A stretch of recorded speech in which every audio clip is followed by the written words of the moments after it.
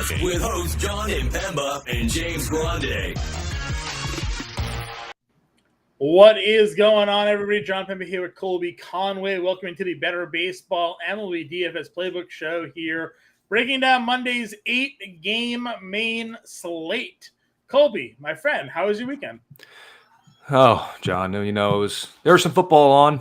I didn't like some of the end results, but it is what it is at this point. As a Texans fan, you come to kind of just accept your fate on Sundays and you go for it. But you know what? Now it's an 8-game slate of baseball here on Monday, so I'm looking forward to that. Yeah, 8 games. So listen, side football tangent here. At least if I was a Texans fan, like you have the opportunity to be excited about watching Stroud and Tank Dell and like some of these young players that you drafted and hope could be the future, leaders of a successful team.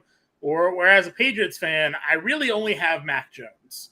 And while Mac Jones has looked good at times, there's other times where he just doesn't look like the guy that's going to be him.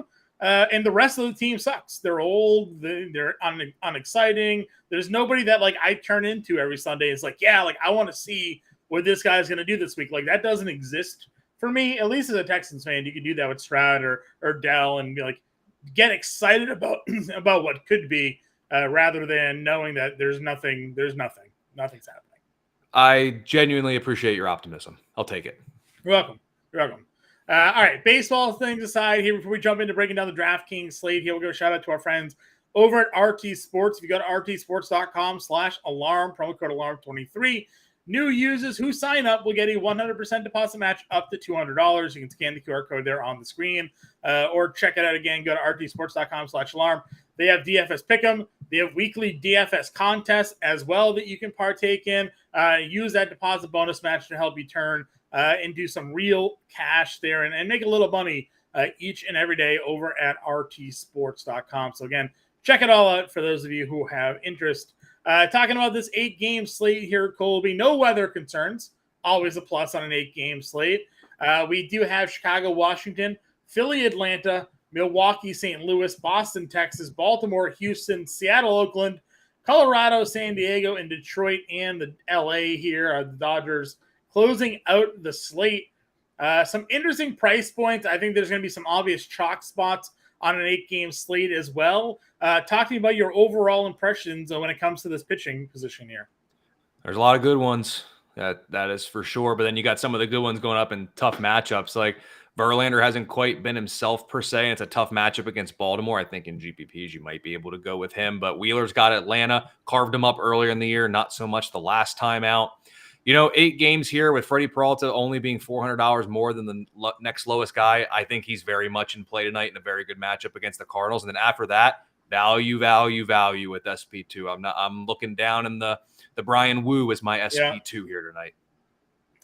Yeah, I think you'll find that's where a lot are going today. When I did the podcast this morning, I really only had 4 pitchers that I was looking at. Freddie Peralta was someone I was willing to spend up for just because of the elite strikeout potential. Michael Wacha was my next guy here at $8,900. Again, I know he's had some struggles of late, even faced Colorado and had a so-so outing there. But we know Colorado tends to strike out. Outside of this 3 strikeout performance against LA, he's been pretty consistent in that 5-6 range. I know he's going to throw a lot of pitches, and there's some real win equity behind him here. So at $8,900, I liked Michael Wacha, and he is one of the highest projected starting pitchers on the slate. The highest projected pitcher on the slate, and it's always dangerous when we go here, is Lance Lynn. Almost over 40% of the field is looking at Lance Lynn tonight against Detroit. Again, we know he can be an elite strikeout pitcher, but what's happened lately? 3, 1, 1, 1, 3. I mean, this is the guy early in the year, 16, 11, 7, 7, 6, 6. The strikeouts have seemingly disappeared for Lance Lynn, but again, a win equity spot here with the Dodgers against the Tigers. How do you feel about 40% of the field being in on Lance Lynn? Will you be part of the 40% or not part of the 40%?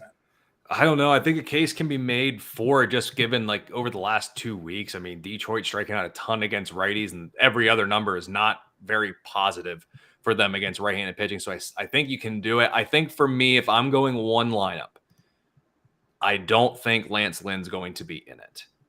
I'm willing to go against the 40% that are going with Lance Lynn.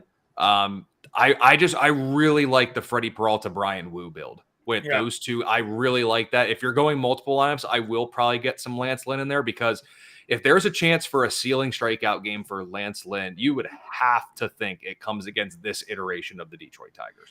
Yeah, I would largely agree with you there as well. Brian Wu coming off of one of his best starts of the season, 4 5 2/3, 4 hits allowed, shutout baseball, 8 strikeouts, no walks against LA was a really encouraging. Love that we got 83 pitches out of him. I know that's been kind of a cap for him. He doesn't get much higher than 90, but any pitcher that tends to go up against Oakland finds themselves among the chalkier pitchers on the slate, and Wu here is no different. Third highest projected player overall. We talk a lot. The one thing that you got to worry about with him is lefties, but if you look at the A's, like Ryan Noda, Brown, they have some lefties, but they don't really have lefties you're too worried about. So, I'm in full on agreement with you here. I think that there's a case to be made for Wu to be a core play today. Nobody is getting to Peralta, though, which is I feel like a little surprising. I know that a lot of people like the mid tier, but when you're looking at the starting pitcher position and looking to spend up, we have under 10% getting to Freddie Peralta. Verlander is your highest spend up pitcher at just over 10%. Verlander, I think, is the interesting one, because when you look, while he has struggled a little bit, he's been good against left-handed hitters, even amongst his struggles here in Houston, to the tune of 200 batting average allowed, 27% strikeout rate. And when you think of the Baltimore lineup, it's largely lefties that are going to come to mind for you. So I think Verlander is interesting if you're doing multiple lineups. Another thing I think is very intriguing tonight, if you don't pay up for a starter in terms of one of the big boys, can you get enough from Michael Wacha to essentially be your SP1 if we're going to say that Wu is your second starter? Right. Can a Wacha Wu, 2 dubs as your pitchers, put you in the green tonight? Yeah, I think it's possible. If they do that, Brian Wu just gave you 30 fantasy points. He gave you 25 here against Oakland in his last start against them, shut them out over 6. So, I think both of those guys are doable to get into the 20 fantasy point range, and that's what you're looking for. Because after that, you have Sears against Seattle, which actually some people are getting to. Means made his debut, went 5 innings, 3 earned, 1 strikeout. Not overly impressive. Don't want to run him against Houston anyways. Cutter Crawford, Kyle Wright made his debut with limited innings. Joe Adon, Ty Block, Adam Wainwright. There's really no value here that sticks out to me. So it's Wu. We gave Clevenger a try in his last start against Kansas City. He came through, got the loss, but 6 innings, only 2 earned, 7 strikeouts.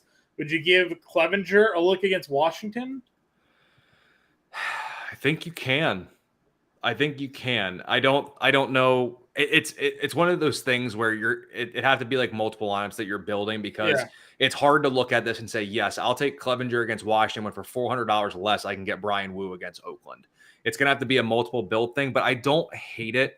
With Mike Clevenger, this Washington offense isn't very scary. And even though when you look on Saturday, when they faced Corbin Burns, they still put up a couple runs against him, who's a far more talented pitcher than Clevenger. Burns got his fair share with his, I believe it was 9 strikeouts. So it's not like he was devoid of production. But they scratched across 4 runs against Corbin Burns. So I think it's one of those things where if you're doing multiple builds, you can go with Clevenger. But if I'm doing one lineup build for the night, like a single entry, Clevenger's just not going to crack it for me. Yeah. I'm with you there. All right, let's move on over to the catcher position here and talk about some guys we're looking to target. When I did the podcast this morning, I just plugged in Campusano. I didn't even really think of a second catcher to play. A lefty's on the mound and Ty Block. You have Campusano hitting for some power, hitting well lately, 280 batting average, and he's $3,200 on a small slate. Like I said, I didn't really give any other catcher much more than a glance over. Thoughts on the catcher position, man? Mr. Campusano is the big one that I would go with. William Contreras has a little bit of higher ownership. It's just we typically don't pay up for catcher, so it's a lot of those big boys we kind of look the other way at. The only other one that's not necessarily even interesting, but because a lefty is on the mound, Martin Maldonado hitting 9th for Houston, you could go to him. But Campusano is by far my favorite catcher on the slate. And as when we get to more positions, you'll see I am, like many, a fan of the Padres bats tonight. Yeah, I think many people will be finding their way to get here this evening as well. I appreciate you, those of you who are tuning in here. If you do have any lineup questions, feel free to throw them in chat. We are more than happy to answer those, Colby and I, and get you guys ready for 7:05 first pitch here to break down the DraftKings slate. Moving on over to first base, where did you find yourself looking to start things off here tonight? First name I wrote down was Jose Abreu. $4,000. It's very, very affordable. I think he's one, I think point or price per dollar, probably my favorite. Even if you look at some of those other guys, if you're paying up and like up, I think Bryce Harper is my favorite of the top end plays. Just I think he's in a really good spot, and the OPS over 1,000 over his last 10 games, going up against Kyle Wright, who did not look very good in his last outing. So if you're paying up all the way up there, I like Bryce Harper. You can get me with Nate Lowe and Spencer Torkelson in there, but if you're going to drop down from Harper to like Lowe, Torkelson to that tier, I would just keep going down and get Jose Abreu against John Means. Yeah, that's kind of where I initially found myself going to as well. I like Nathaniel Lowe against Cutter Crawford. Again, Cutter Crawford's had some struggles against left-handed power. I think unfortunately he'll find a lot of that in Texas tonight.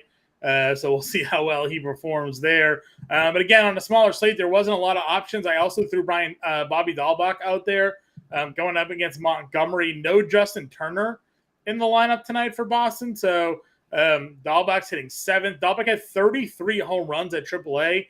We know he's basically a 4A player at this point. Doesn't really have a lot of major league success, but does have a lot of power. So maybe he can get to Montgomery there in the Texas Heat. But that was about it for me when it came to this position. I guess maybe Gavin Sheets for a one-off power play as well. I was going to say Sheet just because lefties have given Yohan Adon some problems in the past. Maybe if Garrett Cooper cracks the line, you could look at him, but he's been struggling of late. So first base, I think, is a position I'm not – Bobby Dahlbeck's probably the lowest I would go down, or maybe Dom Smith if you want a lefty against Clevenger. I think you can go with him, but really first base for me, it's like Harper, Lowe, Torkelson, and Abreu are like tiers above the rest of the options. If Rowdy Tellez plays just for purely playing against Wainwright, maybe I'd give him a look too. Yep. And I guess Carlos Santana fits into that bill because I know Santana will play. So I'd play Carlos Santana against Wainwright. And Santana's been pretty good against righties of late, and Adam Wainwright's been bad against everybody. Yeah, so everybody, exactly. Second base position here, you got Mookie, you got Altuve, so two obvious spend-ups if you wanted to go there. What are your thoughts on Stott here against Wright? Again, Kyle Wright made his debut, was okay. I know Stott's struggling a little bit here, but I did have a couple of hits lately. Any interest here on Stott? Yeah, I mean, he's been good against righties this year. 333 WOBA, 289 average. He hasn't been great over his last 10, but Philly is an offense tonight that I am very interested in. Not as much as like Padres against Colorado interested, but I really like Stott tonight. I think if you're going to put a couple Phillies in that lineup going against Kyle Wright, he's a very affordable part of that. I mean, yeah, he's 4,600, so it's not like he's overly cheap, but he's hitting fifth. He'll be right outside of the heart of the order. Those guys are going to get on base. I think Stott, honestly, is probably one of my favorite second basemen, if not my favorite. So yeah, I could get, like I said, he kind of popped out to me as well there in the mid tier. Ahmad Rosario's hit lefties up pretty well. He's $3,700 if you wanted to go there. And then where was the other? Pablo Reyes, homer, got back into the Red Sox lineup. He's $3,200. Another guy that's hitting lefties pretty well for Boston. Yep, and then I don't think we've gotten that Brewers lineup yet, but if we get Bryce Terang in there, I do like him for his ability to get a little something going against Adam Wainwright, like most of that offense will. And if he does get on base, he's a threat to run, so he can give us fantasy points multiple different ways. Yeah, 24 stolen bags on the year, 6 over the last 10 games. It's pretty encouraging. 2 last game that he played there. Good to see. Third base position, loaded with talent, Riley, Bregman, Devers, Henderson. Your top 4, Machado with the multi-position eligibility at 5K. Where do you find yourself looking to spend up? I do like Alex Bregman a lot, so he'd probably be the one that I would pay up for. Maybe you could even look at like a Josh Jung. He was activated, so if we do get him in the lineup, maybe first game back, if you just want to try to get him, you could certainly do that. I wouldn't be opposed. If you go down a little bit more at third base, I'll give a shout out to Eugenio Suarez. It just feels like a home run night for him. No particular reason as to why. Just kind of because this is JP Sears is on the mound. That's why. That's probably why. You're right. And then I think the value option, if you're going to stack Padres, if we get If we get Matt Batten in the lineup, I do like him. He's got a 448 WOBA with OPS over 1,000 against lefties this year. So if he does crack the lineup, he's a value option, and you can put him at second or third. Yeah, Batten getting about 10% of rostership again. You mentioned everybody's getting to the Padres. Machado's your chalk third baseman this evening. Yeah, and rightfully so, to be honest. I mean, rightfully so. Bregman. This is saying Bregman right now at 3%. So you want to get a little contrarian in a gamer. Not too bad. I'll throw Kike Hernandez in that mix too. Third base outfield eligibility against Erod. Again, hits lefties fairly well, so could take a peek there for him. Moving on over to the shortstop, as I mentioned, Cutter Crawford with some struggles against lefties here. Corey Seager 67, Trey Turner 63, far and away the top price guys there. Yep, those are the first two I had written down at shortstop with Seager and Turner, obviously, and Machado in there. I will give a little shout to Xander Bogaerts, only because he's hitting lefties at a very good clip. 8 for 11 this month, small sample size, but dating back to August 1st, 387 average against lefties. Yes, it's another Padres bat. I get it. But he's also one that I would look at. Shortstop tonight is a position I think you're paying up for. If you go down to value, maybe Rafaela against Montgomery just because he's hit lefties pretty well. Yeah, I love that he's leading off. So I would definitely consider Cedon here. Tim Anderson is actually your highest projected shortstop tonight. Not 100% certain why. Jonah Don maybe just like struggles against weak hitting shortstops, but I don't know. Right now, many people are getting to Anderson. It could be a price point play, but at that point, again, I think I'd find some money for Cedon here. Red Sox with 3 players eligible at short tonight. That's always fun. Yeah, including Bobby Dahlbeck. I love that. Yeah. I love that. But yeah, shortstop just feels like a pay up position. Like the more I look at it and the more you look at the numbers, I think this is a position you're going to have to pay up for with Seager, Turner, or maybe Machado and Bogaerts being the preferred options. I like it. Listen, Willie Adames is your second projected highest owned shortstop. Again, Adames has that power versus righties, so people are finding themselves getting there. But I'm with you. I'd rather spend down. Seager coming in under 10%, Xander coming in under 7%. So some contrarian plays there. I kind of dig that. And then moving on over to the outfield here, Ronald Acuna back in the lineup, leading off. Hard not to want to find yourself getting there in lineups, even against Wheeler. But Padres are the chalky play there. Tatis is your highest projected rostered outfielder. Yeah, I'll probably be talking about Tatis in a little bit, to be honest, in one of the little questions we do about this. But of those top tier guys, yeah, I mean, I won't fault you for Acuna, and you got some of those guys there. I love Tatis. Schwarber is going to hit a home run tonight against Kyle Wright, so that's where I'm kind of coming in. And when you look at it, I mean, Schwarber does have 30 homers against righties this year. Kyle Wright stunk against lefties. And Schwarber in this month, actually in September, 361 average against righties with 7 home runs and 36 at bats. So if he makes contact, it's going out tonight. So I like him to hit a home run tonight so we can look at him there. Really outfield, it's outside those top guys. It's a lot of value that I seem to like. One of my favorite ones is Mark Canha at 3,200 against Adam Wainwright. Just because Canha's been so good of late, Wainwright has been so bad, and Canha's been leading off. 993 OPS over his last 10. 3,200 is way, way, way, way too cheap for him against Wainwright in this matchup. And then if you're a BVP truther out there, Chris Bryant is 15 for 42 with 4 homers and a 489 WOBA against Michael Wacha for his career. $4,400. I almost would prefer playing him at first base, I think, instead of the outfield if you're not going with the Wacha lines. But Mark Canha at 3,200 is just way too cheap on draft. I like that. I was checking out some of the rostership percentages here, and he's actually right there among the highest projected on tonight's slate.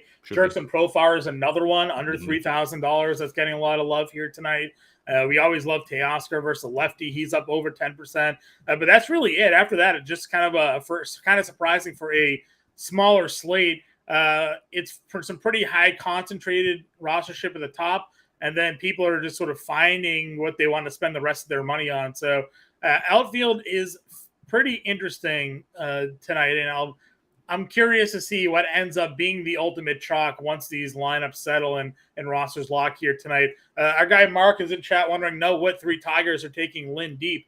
I mean, that's the question, right? Because Lance Lynn struggles against lefties. But there's no Riley Green. Kerry Carpenter right now is really struggling. So I mean, my best get would still be him, but he's obviously not at his best form.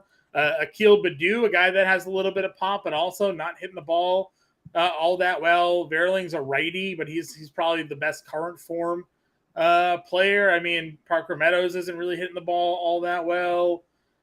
Torque is a righty. Is McKinstry a lefty? Yes. McKinstry's a lefty, not a power guy, but I mean, I don't know. What are your thoughts here on the Tigers if you're looking to stack against Lance Lynn tonight? I think finding that second and third guy is going to be the tougher one. Kerry Carpenter stands out amongst everybody the most for me. So Carpenter would probably be the one I'm most confident. After that, it'd probably be Torque, and then maybe Akil Baddoo, maybe Zach McKinstry. The one I'm most confident with going up against Lance on night would be Kerry Carpenter, despite some of the more recent struggles. Yep, I would agree with you here. We also have our friend, I see through you in chat here, Goldie and Arenado with the BVP plays here this evening. Any interest in the St. Louis bats going up against Peralta? It is hard to ignore the BVP, I'll tell you that. Goldschmidt 8 for 21 with 2 homers. Arenado 9 for 22 with 4 homers. So definitely hard to ignore. I would say the only difference there is like current form Peralta is probably some of the best form of Peralta we've ever seen, really. So, how much of that BVP came against, last year if they faced him 3 times, there's half the ABs when he wasn't very good. So, I would agree with you. The sample sizes are the BVP is better for Goldie and Arenado, but the different pitcher right now. So you could get there. I'm not going to hate there. I think it'll be rather a contrarian tonight. I don't think anybody's playing St. Louis. Let's see teams. No. If you're going to play one of them, I'd prefer Arenado to Goldschmidt tonight. Yeah. Let's see. 1%. St. Louis is a 1% stack tonight. So if you want to be different, go St. Louis, 1%ers on an 8-game slate. And if Goldie and Arenado like homer, you're in on an 8-game slate. So definitely something to consider there. All right, let's get to our Call of Fame section here. Give me your home run play of the night here, Colby. I already said it. Kyle Schwarber. See, I thought you were going to go with Tatis because you mentioned him. There's another question. I'm going to go Seager for me tonight. Again, I think Cutter Crawford gets taken yad by Seager here. So I see through definitely 1%. Yeah, 1%er. So make a lineup. Play 3 max, 8-game slate. Top stack. Maybe this is where you're referencing the Padres. Yeah, it's going to be the Padres. Yeah, I agree. I'm going to go Padres and Rangers for me tonight, and probably Houston as a contrarian play. Doesn't seem like many people getting to Houston tonight. So top 3 stacks for us there. Do you have a value stack for anybody? For a value stack, it's an interesting question. I guess it would, if you can do it, I guess Detroit would be the value stack if you're going to go against Lance Lynn. Other than that, it's not really a value, but maybe it is a bit contrarian just because we haven't mentioned them. I do like stacking Phillies tonight. Phillies, yeah. Let's see what the Phillies rostership is taking a look at here today. Phillies are coming in. What did I do wrong? I clicked. There we go. Hold on. 1 second. I'm breaking everything here, Colby. Hey.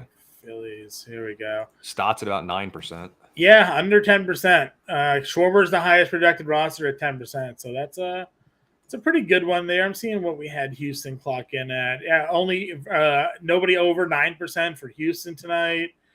White Sox. Let's see. White Sox are chalky. Benintendi coming in just under 20%. Anderson, Moncada, Eloy, Robert, Andrews, Vaughn, all over 10% tonight. So people are getting to the White Sox against Jonah Don here this evening. I get it. Get those lefty bats. Get the lefty bats in there for sure. Mark saying the 1% St. Louis stack against Strider ago murdered all of his contests. So, yeah, when Strider just got lit up for no apparent reason whatsoever. Yep. So it could be. They definitely have the power in that lineup to do damage. So, all right, let's build a lineup here and get out of it. So we're going to go Woo. Are we going Waka? Yeah, let's go with the 2 dubs. Okay, Woo Waka, Campusano will lock in a catcher. You like Schwarber. I liked Seager. All right, so that gives us 36.80. You mentioned Abreu. He's down here at 4K. 3,600. Profar was the other value guy down here at 29. Yeah, I would put Canna in there too. Canna, love that. Canna works. 32.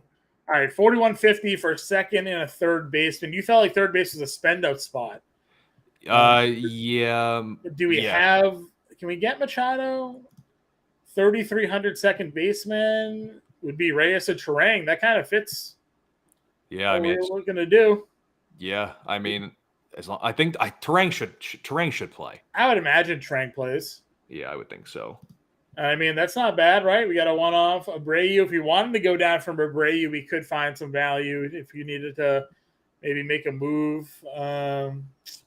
Let's see. Abreu was 4K. What was the? Yeah. Did we have a cheaper guy? Oh, Gavin Sheets. We wanted or Dahlbeck. Or Dahlbeck, yeah. I do like going against Means though. He's hitting cleanup, so that fits a lineup for me. Yeah. So Wu, Waka, Campusano, Abreu, Terang, Machado, Seager, Schwarber, Profar, Canna is an example of lineups that we're taking a peek at here. I'm trying to see, is there a way?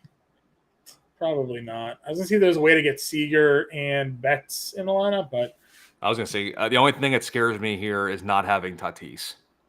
Tatis. All right, let's see what we can do for Tatis then. We might have to move off Canna. Tatis is 57. That's a 2,500 third. So Abreu would have to go down. Yeah, Abreu would have to go down. So let's see. Third baseman. What do we want to do here? Suarez is 41. Or what if? Trying to think. I know I said Schwarber's gonna hit a home run, so I guess we really can't take him out. But we got Kike. I mean, we could go do something like this. Get 500 balls. We got $3,600. I mean, Moncada's getting play. I mean, he's hitting the ball pretty well. Could get in Moncada here. Actually, Sheets is 26, right? Yeah. Do we dare drop down from like Waka to like Clevenger? Let's see. We do that. I mean, that clears up a good bit of money quick. $1,600. And then you get Sheets right back up to Abreu. Yep. That works. Profar, Tatis in the lineup. Schwarber one off, Seager one off, Moncada, Terang, Abreu, Campusano with Clevenger and Wu. Again, don't hate it. A couple example lineups for the folks at home here this evening. If you have any additional questions, you can find us in the Discord. The playbook's out for everybody who wants to check that out as well. Colby, any final thoughts for the people at home? No, I think you're going to want to have San Diego bats tonight. And I know we didn't do a build here with Freddie Peralta, but it scares me not having him a little bit. No one's playing him, so you could definitely be different tonight with Freddie Peralta. But people are living in the mid-tier. And again, 40% of the field is in on Lance Lynn this evening. So if you want to get a little different, you can certainly go ahead and do that as well. That's going to wrap up tonight's show. Everybody will be back tomorrow. Again, tune in the podcast in the morning, live stream at 5. And Colby and I will catch you all later.